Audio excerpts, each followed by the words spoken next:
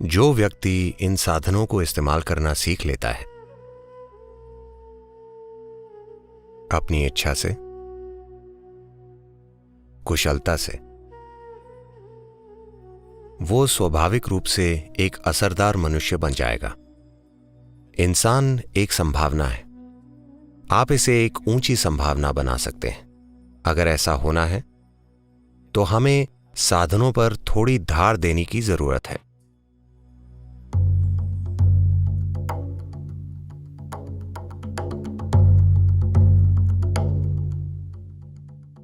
साधना पद का मतलब है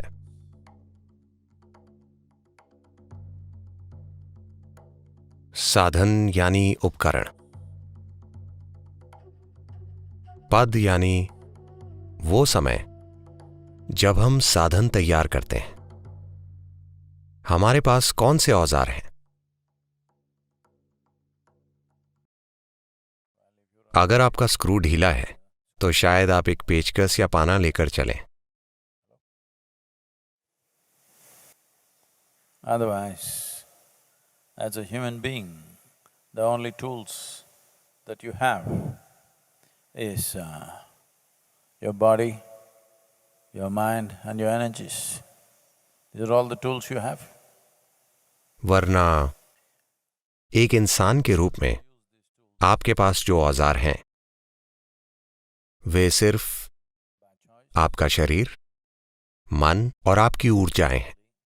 आपके पास यही साधन है। जो व्यक्ति इन साधनों का इस्तेमाल करना सीख लेता है अपनी इच्छा से, कुशलता से, वो स्वाभाविक रूप से एक असरदार मनुष्य बन जाएगा।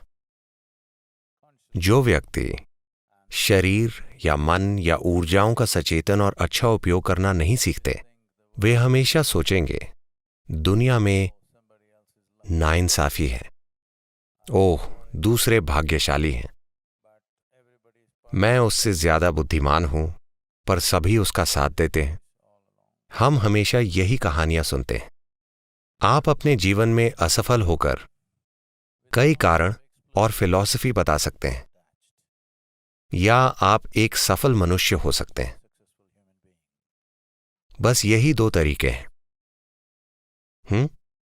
बस यही विकल्प है। जिन्हें अपने आप में या दुनिया में सफलता नहीं मिलती, उन्हें हमेशा शिकायत होती है, मैं ऐसा इसलिए हो गया हूं क्योंकि मेरे पिता का बर्ताव मेरे साथ अच्छा नहीं था।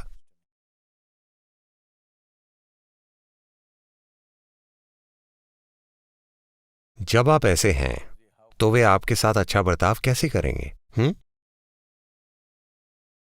मैं आपके साथ कठोर होने की कोशिश नहीं कर रहा, पर अगर आप बचपन में ही शैतान और खराब हैं तो आपके पिता दोगुने कठोर और खराब होंगे। मैं उनकी उम्र के हिसाब से कह रहा हूं। हेलो, उन्होंने आपसे ज्यादा जीवन देखा है ना? हेलो, शायद जीवन ने उनको आपसे कहीं ज्यादा परेशान किया हो और उन्हें आपको भी झेलना पड़ा।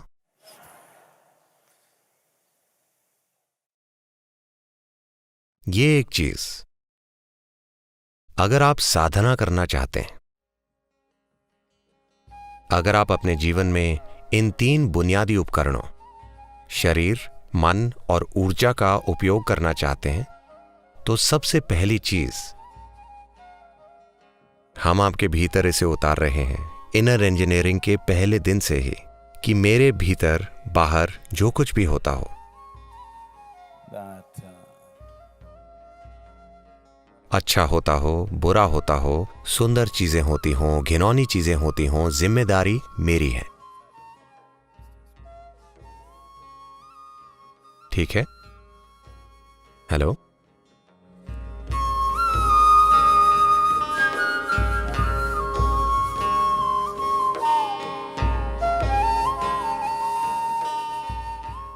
क्या आपने अपने भीतर यह समझ लिया है?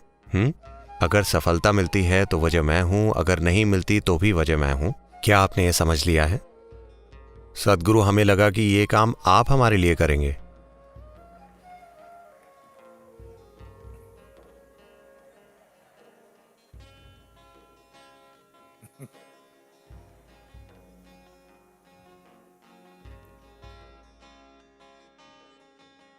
व्यक्ति को अपने जीवन में इसे जल्दी ही ठीक कर लेना चाहिए कि आप खुद अपने जीवन में कभी समस्या ना बने।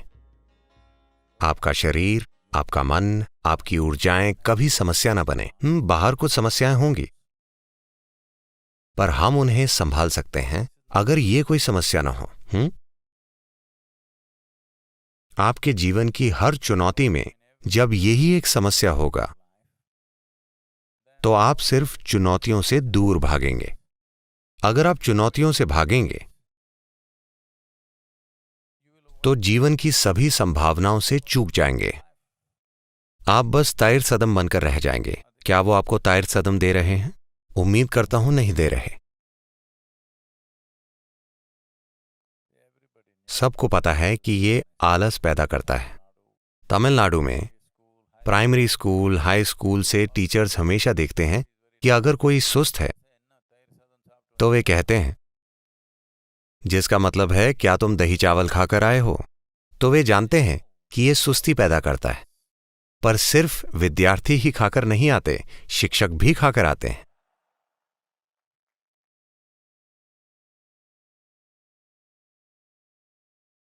तो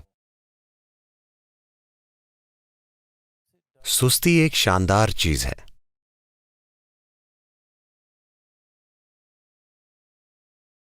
ये कई समस्याओं से बचाती है, क्योंकि आपको यह भी पता नहीं होता कि कोई समस्या भी है। ये देखने के लिए थोड़ी बुद्धि चाहिए कि क्या गलत है। सब कुछ ठीक है। समस्याओं से मुक्त रहने के दो तरीके हैं। किसी ने कहा है, मुझे याद नहीं किसने, पर यह कहा है,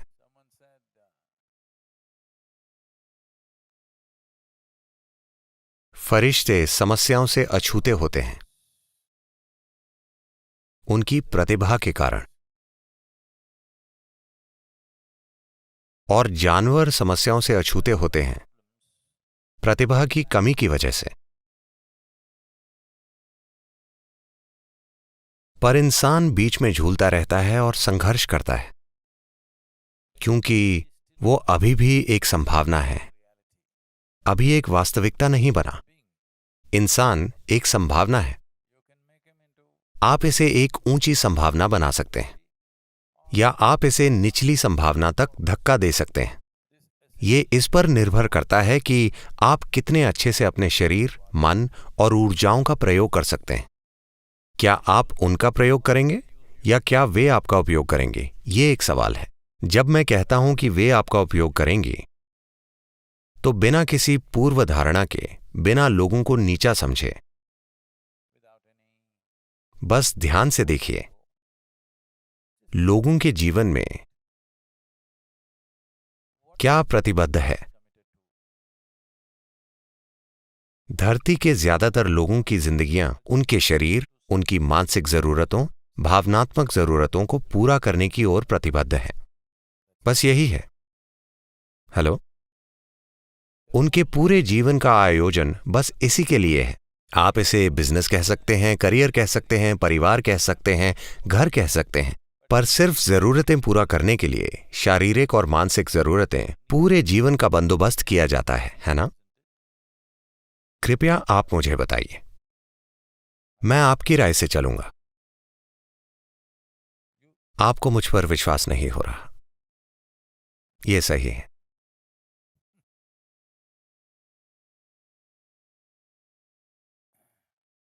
ये शरीर विज्ञान और ये मनोविज्ञान यहां आपकी सेवा के लिए है या आप उनकी सेवा के लिए?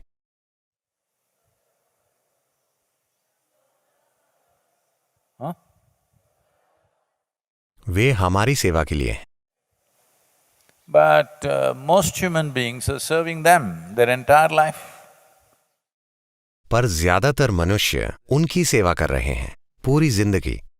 नाश्ता खाते समय वे दोपहर के भोजन की योजना बना रहे होते हैं।